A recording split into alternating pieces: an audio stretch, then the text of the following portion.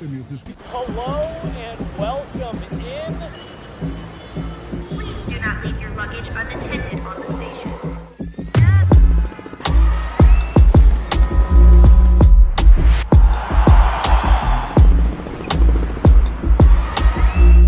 Welcome to the show. Good morning. How's it going, everybody? Jesse Montano here. Wednesday morning.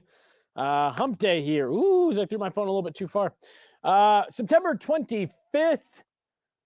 We are in the thick of it, folks. We got Avs training camp continuing on today. I guess I don't know if it's training camp or if it's just practice, but that's going on in the NHL. NBA Media Days open up tomorrow. The Guerilla Sports crew will be down at Ball Arena bringing you guys everything that you need to know from the Denver Nuggets Media Day. Russell Westbrook will be in town. It'll be our first chance to talk with Jamal Murray after he signs the max contract. We'll get a chance to chat with Nikola Jokic, who went to Paris and got a bronze medal playing with Serbia at the Olympics. So should be a fun day tomorrow at Ball Arena. Like I said, we'll have all kinds of great coverage for you guys. And then Live Moods will have a new episode of Guerilla Sports Off Court coming immediately after. I believe Ruben will be there as well, who's back there running the board right now. But looking forward to that. Excited to get another season up and going. And then hope has been restored, apparently, in Denver after Bo Nix's quality performance on Sunday. The Denver Broncos getting a big, much-needed win. Like I said, people are back on the bandwagon, so it's all happening. It's all going on, not just here in Denver, but across the nation. But as I'm sitting here talking about season starting, new beginnings, optimism, eternal hope, the boys down on Blake Street, their season is coming to an end. Mercifully, the Rockies are wrapping up the 2024 campaign, and that does come with the announcement that Charlie Blackmon will be calling it a career. The lifelong Colorado Rocky, 1,799 hits, one away from 1,800. In 6,149 career at-bats. A lot of arguments were being made yesterday that Charlie Blackmon's number should be retired by the Colorado Rockies. A lot of his teammates very emphatically saying that they did not think any member of the Rockies should ever wear number 19 again, suggesting that it should be retired alongside number 17 for Todd Helton and 33 for Larry Walker. 991 runs scored for Charlie Blackmon. Just 5 playoff games. That's the part that's got to be disappointing. If you are a Rockies fan, if you're Charlie Blackmon himself, man, you know, it feels like for everything that we hear about with the Rockies, not even that we hear, that we see with the Rockies of great players that have come here and then left, been poached, taken somewhere else. They can't retain their own talent. They don't pay their own talent. You are potentially staring at Charlie Blackmon, Todd Helton, Larry Walker, who stayed in Colorado, tried to will this team to some level of success, and just never did. I almost feel like Charlie Blackmon should have his number retired purely from the standpoint of the loyalty to this organization. And despite their seemingly unending list of shortcomings and bad decisions and poor drafting and bad asset management, Charlie Blackmon stayed here and continued to embrace the organization, entertain the fans every single night, because despite the dreadful results over and over again, year after year from this organization, they are a top 10 MLB team in attendance every single season. And Charlie Blackmon put on the show to the best of his abilities every single night. I never personally dealt closely with Charlie Blackmon. I've heard nothing but outstanding things about Charlie Blackmon. he will be missed by Colorado Rocky fans. Again, this is a team that has been abysmal basically their entire existence. But Charlie Blackmon was a bright spot on most nights. Not every night. We were talking right before we went live that there was definitely a stretch there that you wanted some more out of Charlie Blackmon. You thought that maybe he could have been a difference maker in bringing a little bit more success, but you couldn't ever question Charlie Blackmon's effort and his commitment to the Colorado Rockies organization. I wish him nothing but the best in retirement. Heck of a career. Like I said, you would have liked to see more than a literal handful of playoff games. 2 of the 5 were wild card games. But like I said, this is a player that gave everything he had to an organization, spent his entire career there. And I don't know. I think that given everything that this organization does, the Colorado Rockies, the shocking lack of success that they've had, I think you should celebrate players like this. And if his teammates were the ones saying, yes, this should be it, it should be done, his numbers should be retired, I'm going to go with that because that tells you what he means in that clubhouse and to this organization. Congratulations to Charlie Blackmon on a very good career. Calling it a career, hanging up the cleats. Let's stick with baseball, but let's move to a little bit more success. Yesterday, we talked about the Philadelphia Phillies clinching the NL East. Well, today, folks, or last night, technically, it was the Astros. The Phillies, they had to wait 13 years before a division title win. Not the case for the Astros. For the 4th consecutive season, the Astros are the NL West champions. Like we said on yesterday's show, this is the final week of the MLB regular season with playoffs kicking off next week. Astros win, I said NL. The AL West. Astros win the AL West. Phillies win the NL East.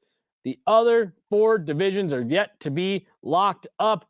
The Brewers leading the NL Central, Dodgers leading the NL West, and then the Cleveland Guardians, which I always have to double check on, lead the AL Central, and the Yankees back on top in the AL East. I was telling you guys yesterday, I do always love playoff baseball, the drama that comes with hanging on every single pitch. I do find super fun and entertaining. 162 games is just too much to sit through for me, folks. That is just too dang much to sit through for me for a regular season, but I am excited. Been following it more closely here over the last few weeks, and now that we're starting to get some triple play. How about that triple play last night for the San Diego Padres to clinch a playoff berth? But we are starting to get a clearer picture of where these wild card games will be and where the standings are falling. But the Astros do clinch the AL West for the first time, not the first time, for the 4th time in a row. Last thing here with the MLB. We talked yesterday again about another team on the opposite end of the spectrum, the Oakland A's, wrapping up their time in Oakland this week, not heading to the playoffs. That also means they're wrapping up their time at the Oakland Coliseum. And there it was. That was the scene last night. This isn't even the last game, folks. Fans already removing seats from the Oakland Coliseum. I'm sure there were plenty of other things that were being taken as well, but videos did start to surface of fans ripping the benches clean out of the ground and walking out the front gate with them. I remember when Mile High Stadium was being torn down. I actually was fortunate enough to go to the final game at Mile High Stadium before the new, is it now Empower Field? It's been so many things in like the last 5 years. It's hard to keep it straight sometimes. But the final game at Mile High Stadium before whatever it was, then Invesco, I believe, was the first sponsor when the new stadium opened. And I remember people doing exactly this, ripping seats out of the ground. I mean, literally paper towel dispensers off the walls, signage, promotional material. There are still a couple more games at the Oakland Coliseum this week, so I can only imagine what the scenes will be like. But this week, these games are going to be a culmination of fan admiration and love for the team, combined with their disdain and bitterness for ownership that is moving this team out of Oakland. They're going to tear this place apart. The Oakland Coliseum was sold and is under new ownership as of about 2 weeks ago, no longer being owned and operated by the team. So the Coliseum, I believe, is still going to be there. I haven't seen any reports saying that it's going to be torn down, demolished, anything like that. But I imagine these fans in Oakland are going to just have an absolute field day inside of the Coliseum here over the next couple of games, taking what they want and that they probably feel they are owed and that they deserve, given the way that all of this has ended with the Oakland A's and them ultimately moving following a season-long boycott from the fans that's, again, we talked about it last week, led to record low attendance. Fewer than 1 million fans went through the gates of the Oakland Coliseum this year. The number will probably get a little bit closer to 1 million. They were projecting around 844,000 to be the final number. We'll see with these last couple of games likely to sell out, with petitions even going around for the Oakland Coliseum to open up the upper deck that's normally tarped off, that was built as an extension when the Oakland Raiders were playing out of the Coliseum, but is typically not used for Oakland athletic games, usually only used for concerts. Calls from the fans have been made to the team and the Coliseum to make those seats available, as the building has already sold out for the last number of games here. But again, the season-long boycott, these fans are not happy. The boycott was to protest what ownership was doing or was attempting to do, and it sounds like they are at least going to be semi-successful in moving the team. We'll see what happens after their 3-year stay in Sacramento. We'll see if they ever get that glass dome built on the Las Vegas Strip like their renders have suggested. But I think it's going to be a bad week to be a plastic chair inside of Oakland Coliseum. I'll say that. Let's move on here to a story that, depending on how you feel about NIL, you're either saying, see, look, I told you so, or you're like a lot of the rest of us, and you're absolutely floored by Matthew Sluka's decision out of UNLV. UNLV Rebels out to a 3-0 start in the Mountain West Conference. An impressive 3-0 start. Starting to get some national buzz, some national attention here, saying that this is a team that could be on track to get a bid to the new 16-team playoff at the end of the season. Well, Matthew Sluka, who's been playing quarterback through these 3 games and who has been putting the rest of college football on notice, a threat through the air as well as using his own legs and being a threat on the ground. Last night, Sluka put out a statement saying that he will be redshirting, opting to redshirt the rest of the year over what was being reported as a, quote, NIL dispute. I'm going to read you the full statement from Sluka from last night that he put on his social media. And then we're going to go into a little bit more details of what we've learned this morning, with still a lot of stuff kind of up in the air. This is from Matthew Sluka, last night, former quarterback for the UNLV Rebels. Quote, I have decided to utilize my redshirt year and will not be playing in any additional games this season. I committed to UNLV based on certain representations that were made to me, which were not upheld after I enrolled. Despite discussions, it became clear that these commitments would not be fulfilled in the future. I wish my teammates the best of luck this season, and I hope for the continued success of the program. That went out with a photo of him, a Photoshop photo of him in front of the arena, with a graphic that says "Thank you," meaning he's gone, he's done. Mixed reactions to this online, with a few people supporting and saying, "Hey, good for him. If they promised him stuff and they didn't deliver, good for him." Again, it's hard.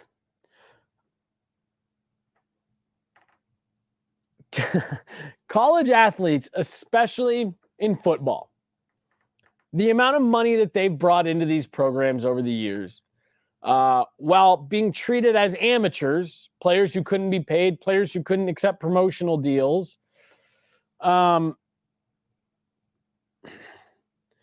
it never felt right. It felt like they should be getting a cut of the amount of money that they bring in. I think you'd be hard pressed to find anyone that disagrees with that as kind of like a blanketed statement. The people that oppose that made the argument for years that exactly what you are seeing play out here, and not just with Matthew Sluka, this, of course, maybe being what's likely going to be one of the most public examples of this, but saying that essentially if you start paying these players and you start using money as a recruitment tool, well, at that point, are we really even talking about college athletics anymore? Or are we really just having a discussion about a minor league pro team? That's what this is starting to feel like.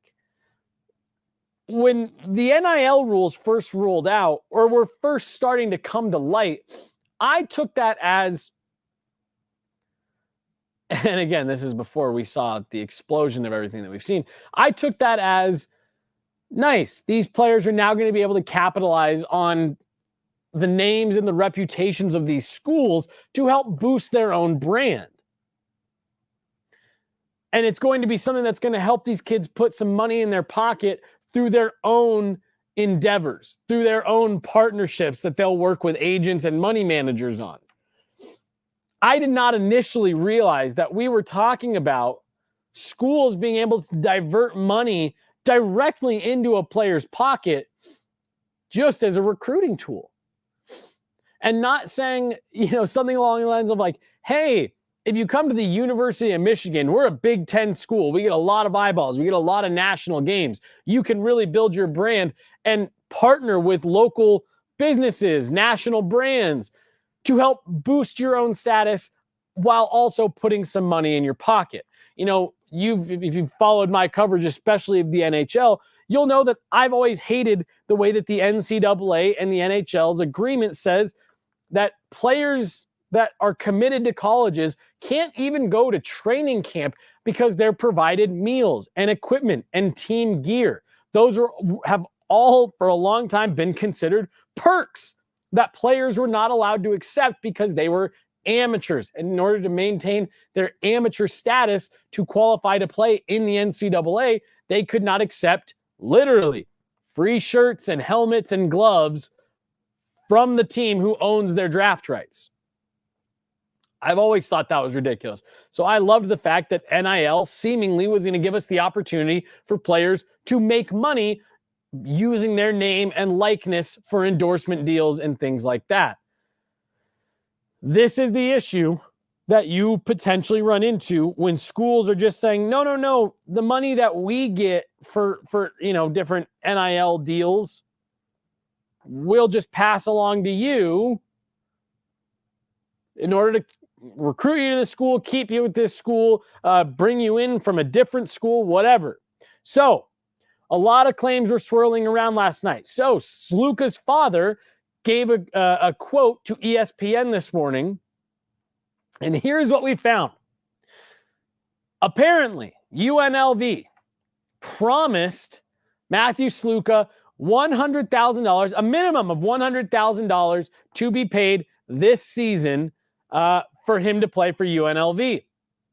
The claim is that to this point, Sluka has only received a $3,000 relocation fee when he moved to Las Vegas to start attending UNLV. They had multiple discussions with the team, with the athletic director, with anybody who would be involved in getting them this money. And what Sluka and his father are alleging here is that it just kept getting deferred. They kept saying, oh, we'll get it to you. Oh, well, we don't really know what's going on. Well, we got to talk to this person. And then you combine that with what Matthew Sluka said in his own statement, and that to me says that they were probably getting the runaround to the point, and then there was probably a statement made by somebody in the recent days since Saturday that made it sound like to Matthew Sluka and his father that money wasn't coming, that there was, for whatever reason, that money wasn't going to be paid, and there wasn't anything they could do to force UNLV to pay that. I'm filling in the gaps on those last two little bits right there based on what Sluka said, and then his father came out and said this morning. It sounds like they got to a point where they said, yeah, this money isn't coming, so we got to figure out something else. A lot of people have been critical of Sluka today, saying finish out the year, then hit the transfer portal. Why take the year off? This is clearly a business decision. Doesn't want to risk getting injured and hurt his chances going into the transfer portal next, I wanted to say summer, but it's really more like the spring, next spring. Sluka now has 3 games where he looked really good, got off to a good start. He's going to have some interest in the transfer portal. But this really does, for me, just kind of solidify, especially for football. We maybe need to start reconsidering, is this really still amateur sports? Or has this now just become the unofficial developmental professional league for the NFL? I'm going to be curious to see if UNLV has any type of grievance they file on this, how UNLV responds to this. Something tells me this is not the last we've heard of Matthew Sluka and the UNLV Rebels.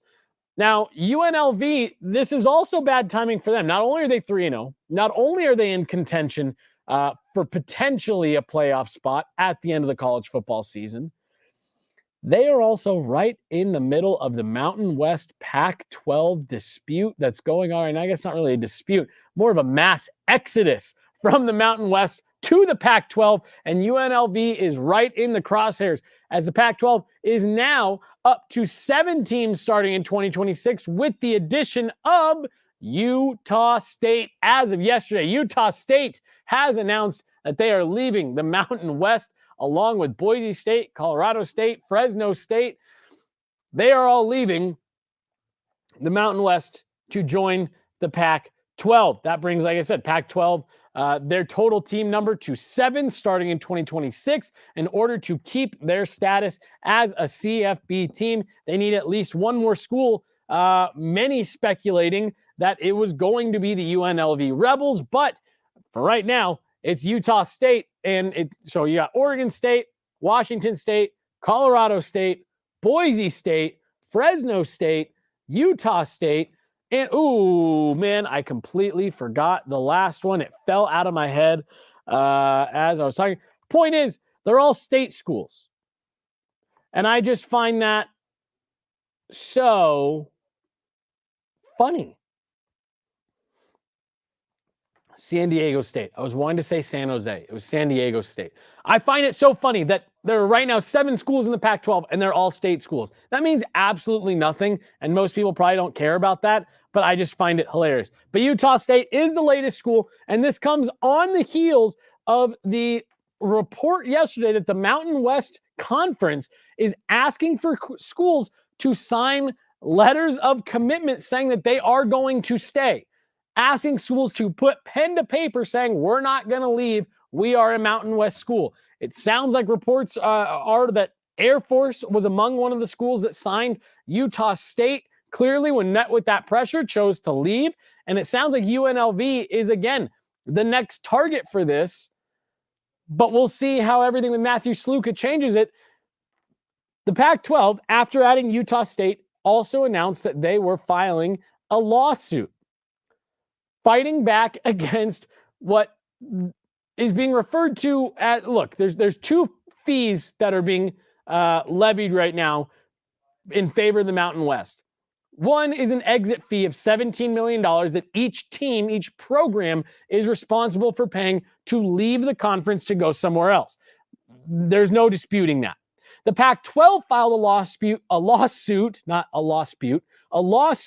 to push back on what the Mountain West is calling a poaching penalty. Right now, $43 million is being demanded by the Mountain West Conference from the Pac-12 for poaching their teams, poaching schools out of their conference. The Pac-12 has filed a lawsuit saying that they're allowed to do this, schools are allowed to move and transfer, and that they shouldn't be on the hook for more than $40 million worth of penalties, especially when every school that's leaving, Colorado State, Boise, San Diego State, Fresno State, and now Utah State, are all paying $17 million per to get out of the Mountain West.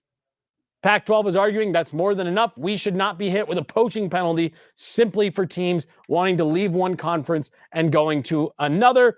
You can see why the Mountain West would maybe want to call it poaching, given that the Pac-12 was set to close its doors if they couldn't get more teams into their conference. I get where the Mountain West is coming from, but I'm with the Pac-12 on this. You're getting your fees from every school that's leaving. It's not on the Pac-12 that they have a more appealing conference with a larger national reach. We'll follow that one and keep an eye on what's going on there. I'm heading down to the Avs practice facility to meet up with Megan Angley and JJ Jerez. We'll have more great Avs content coming your guys' way this afternoon. And like I said, we got Nuggets Media Day tomorrow. Great Nuggets show coming for you guys tomorrow after that with Liv and Ruben, who's back there running the board right now. More Broncos content coming your guys' way, and keep an eye out. It sounds like we'll be adding a new Broncos show another episode, not a new show, another episode to the existing Guerilla Sports off-field show that we do right now Mondays and Fridays. Sounds like we had a third day coming on that, so more Broncos coverage coming your guys' way. That will do it for me today. For Ruben back there behind the glass, making sure you guys can see and hear me. There he is. There he is. I'm Jesse Montano. This is Guerilla Sports Day. We'll be back at it tomorrow. We'll talk to you guys then. Have a good one.